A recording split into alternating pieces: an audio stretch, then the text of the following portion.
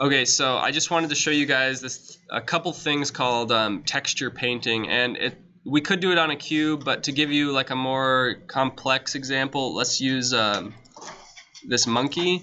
And down here in edit mode, you'll see that there's like a texture paint option. And if you just go to it and start trying to paint, you'll get like a warning saying it's missing UVs, materials, textures. So like it's missing everything. So there's some ways to like automatically add this stuff, but I just wanted to show you how to do it manually first. The first thing you need to do if you're going to paint a texture on anything is it needs UVs. It needs to be unwrapped.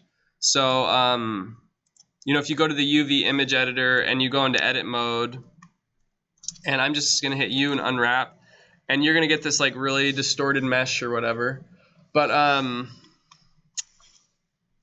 you could, just for texture painting, you could just do U Smart UV Project.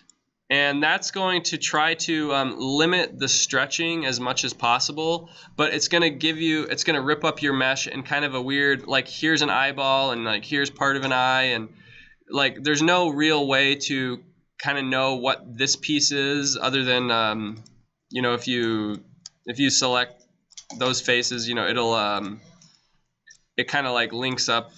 So just selecting that whole region, the UV is like kind of all over the place, but that's okay for texture painting. So we have a UV now, but now we also need, if we're going to be painting a texture, we need kind of like an image slot for that to go to. And the easiest way to do that is in your UV image editor. I'm just going to select all those pieces again. It doesn't matter if they're selected, but you can hit new to create a new like image slot. And the height and width, so 1024 is like a 1K texture. So I would say for like a mid-range texture, you'd want to do 2048, which is like a 2K texture. If you lose track of the math, you could just say, like, if you want to do 4K, 2048 times 2, and then you get 4096. So you can do math within these little fields, but I'm just going to do 2048. And then you could make it like a UV grid like we did to see how it's kind of being projected, but I'm just going to leave it black, just a color black background, and let me name it monkey, and I'm going to call it diffuse because that's the little input you put in. It's called a diffuse color, and just hit OK. So now we have a 1K texture, and I think if I started painting on it, it's still nothing would happen yet. And that's because here's kind of the confusing part. Well, first there has to be a material, but still it won't paint. So it's saying missing textures detected. So within the material of the monkey, I have to put this monkey diffuse color in. So I would go Shift A, add a texture, an image texture. And instead of opening something from the computer, I can just go to this drop-down menu and just input this monkey diffuse color. And once this is highlighted, notice that the diffuse is highlighted. Now the image texture is highlighted. Now I should be able to paint on it. And the kind of cool thing about this Smart UV Unwrap is it doesn't really matter that it's all over the place. Notice wherever I painted it, it's just going to fill it in nicely. So let me. Okay, so with texture paint, you can paint in this 3D viewport, but you can also in the UV image editor. Notice right here, there's a little drop-down menu. There's a view menu, but you can also do paint. Let me give myself some more space, just so you can see kind of what's going on. If I hit T to open up the toolbar, within the texture paint menu, you have a whole new set of like tabs and tools. And here's where you would choose the color, the radius of your brush. The shortcut for the radius is F. Think of like fanning it out. The strength is Shift F. So if I hit Shift F and drag out, like 0.1 strength is going to be it's almost like a transparent color. But if I do Shift F and go all the way to 1, it's going to be like full on white. Also, you can scroll down to like the curve is a useful tool. Notice how if I have my brush here, it kind of like feathers out. It's like strongest in the center and then feathers out to the edge. But if I change the curve, you can just use these shortcuts to this from 0 to 1, it's like always 100%. You get a much like sharper edge.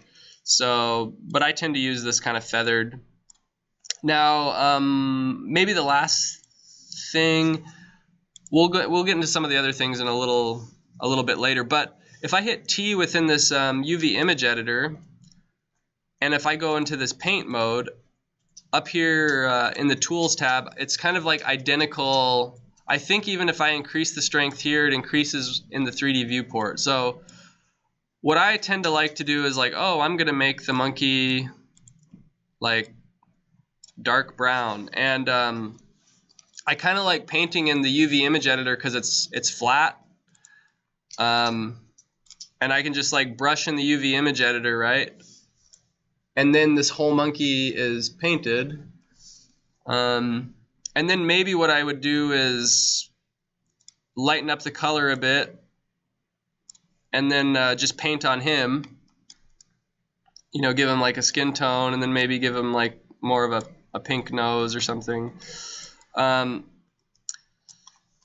that looks, you know, horrible. But this might be a reason why you do want to pay attention to like your UV unwrapping, because if you're careful with your UV unwrapping, it's going to be much easier to paint in this UV image editor. So like let me just kind of like slice his face off. Part of his nose will overlap with like a part of his cheek or something, right? Well, right now nothing's overlapping because by using Smart UV Project, it does put things into its own spot. But I'm going to Control E, mark seam, and even this, just that, and maybe I'll do one around the back. So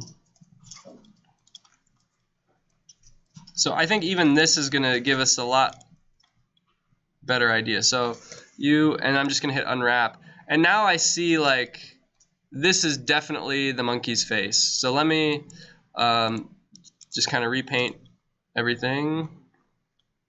Because right now if we go into texture paint, you know, all the UVs have moved. So like there's part of his nose now, and just clean that up. And this is actually like a really bad use of UV space. Like there's so much space up here, so it would probably be good to find out where that seam is and mark a seam so it can like rip. But now I can just go to this monkey right here and I mean the front of his face, and then just kind of like, and maybe go to the stroke or the curve, make it sharp. So like now I'm really kind of, and then here's his two eyes. So we'll go white. You know, and you have notice part of the mesh pops out. So that's not a fault of my painting. It's more of a fault of the mesh. But you can get into edit mode and move those eyes in. His nose. Yeah.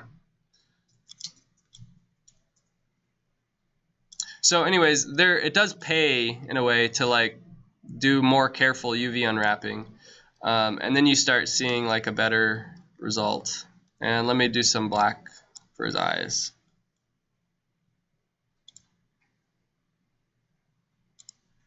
Okay. And then if you go into rendered mode, you won't see anything because I never actually like hooked the texture in. To do texture painting, you just have to have the texture selected within the material. But once you hook it in, you have this nice monkey. And if you quit Blender right now, you lose all that painting you did. So here you would have to go to Image, within this UV image editor, Image, Save as Image or Save a Copy, and then you could save it as a PNG or JPEG. And you give it the monkey diffuse color, and then you can quit Blender, and you know that picture exists. The last thing about texture painting is I'm going to unhook this. I'm going to clear out this image. So let's say I did a really good job UV unwrapping. I'm not sure where that seam is. Let's see.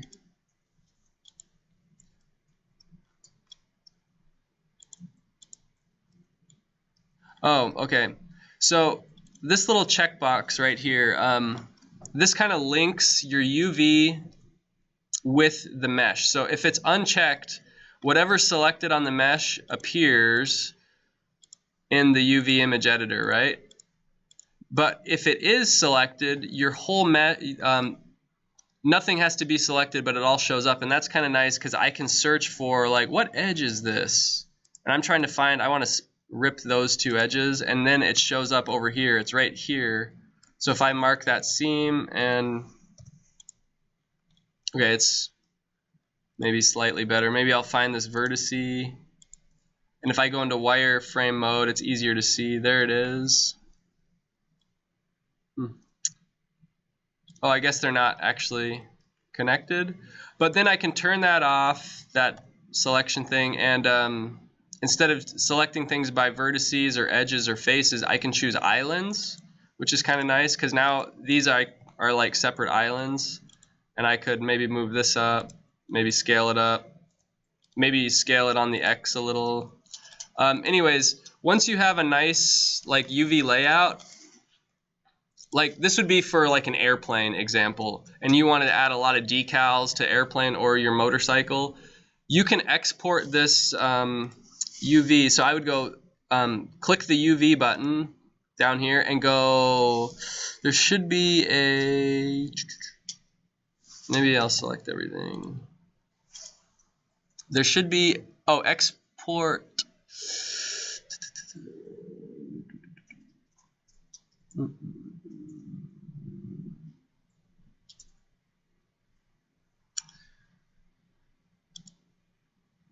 Let's see.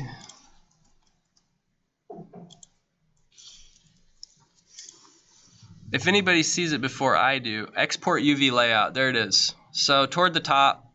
So this is a nice thing because then you could open this in Photoshop. So export UV layout. I'm just going to call it like monkey. And I'll just save it to my desktop. So then I have this UV layout picture that I could open up in Photoshop, and it could be like the bottom layer of a Photoshop document, and then I could like import photos from the internet or whatever and just layer on decals and stickers, and then hide this layer in your Photoshop document and export just the stickers, and then